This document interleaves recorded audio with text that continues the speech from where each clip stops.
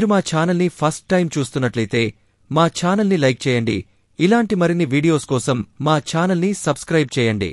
తెలంగాణలో 17 నియోజకవర్గాల్లో ఎన్నికలు జరిగితే అధికార పార్టీ కనీసం 10 లోక్సభ సీట్లు గెలవకపోవడంపై కాంగ్రెస్ హైకమాండ్ సీరియస్గానే తీసుకుంది. ఓటమి కారణాలు ఏంటో తెలుసుకునేందుకు నిజ నిర్ధారణ కమిటీ వేసింది. తెలంగాణ ముఖ్యమంత్రి రేవంత్ రెడ్డికి ముందున్నది గడ్డు కాలమే అన్నట్లుగా మారిపోయింది పరిస్థితి.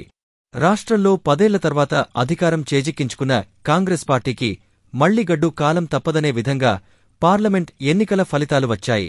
17 నియోజకవర్గాల్లో ఎన్నికలు జరిగితే అధికార పార్టీ కనీసం 10 లోక్సభ సీట్లు గెలవకపోవడంపై ఆ పార్టీ హైకమాండ్ సీరియస్గానే తీసుకుంది.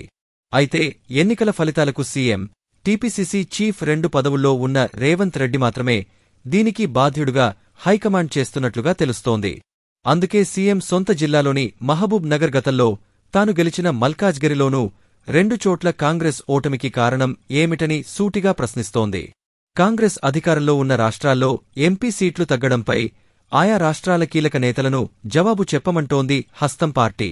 అంతే కీలక స్థానాల్లో ఓడిపోవడానికి గల కారణాలు ఏమై ఉంటాయో తెలుసుకోవాలని, లేక రాష్ట్రంలో నాయకత్వలోపం ఏమైనా ఉందా అనే విషయాన్ని కనుగొనడానికి ఏఐసీసీ నిజ నిర్ధారణ కమిటీని కూడా వేసింది. ఇదంతా చూస్తుంటే రాబోయే రోజుల్లో పంచాయతీ, మున్సిపల్, గ్రేటర్ ఎన్నికల వరకు హైకమాండ్ చూస్తూ ఉంటుందా, లేక ఎన్నికల బాధ్యతల్ని మరెవరికైనా అప్పగిస్తుందా అనే చర్చ ఇప్పటినుంచే జరుగుతోంది. ఓటమికి కారణాలు ఏంటో చెప్పండి. అసెంబ్లీ ఎన్నికల్లో తెలంగాణలో కాంగ్రెస్ పార్టీకి పట్టం కట్టిన ఓటర్లు పార్లమెంట్ ఎన్నికలకు వచ్చే సరికే బీజేపీకి మొగ్గు చూపారు. రాష్ట్రంలో అధికార పార్టీని కాదని బీజేపీని ఆదరించడం వెనుక కారణం ఏమై ఉంటుందని కాంగ్రెస్ పార్టీ స్టడీ చేస్తోంది. ఇందులో భాగంగానే రాష్ట్రంలో సీఎంగా ఉన్న రేవంత్ రెడ్డిని ఓటమికి గల కారణాలు చెప్పాలని సూటిగా ప్రశ్నిస్తూ వివరణ కోరింది ఏఐసీసీ. తాజాగా జరిగిన లోక్సభ ఎన్నికల్లో కాంగ్రెస్కి దేశవ్యాప్తంగా జనం మంచి మార్కులు వేసి ఎక్కువ స్థానాల్లో గెలిపించారు. అయితే తెలంగాణలో కాంగ్రెస్ కంటే బీజేపీ ఎక్కువ సీట్లు గెలవడానికి నాయకత్వలోపం ఏమైనా ఉందా అనే సందేహాన్ని వ్యక్తం చేస్తూనే వివరణ ఇవ్వాలని కోరుతోంది. తెలంగాణతో పాటు మధ్యప్రదేశ్, ఛత్తీస్గఢ్, ఒడిశా, ఢిల్లీ, ఉత్తరాఖండ్, హిమాచల్ ప్రదేశ్ రాష్ట్రాల్లో నాయకత్వాన్ని నిలదీసింది హస్తం గుర్తు పార్టీ.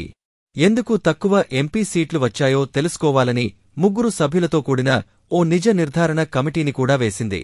కాంగ్రెస్ పార్టీ కేంద్రంలో అధికారం చేజార్చుకోవడానికి 8 రాష్ట్రాల్లో ఎంపీ సీట్లు తక్కువ గెలవడమే ప్రధాన కారణంగా చూస్తోంది.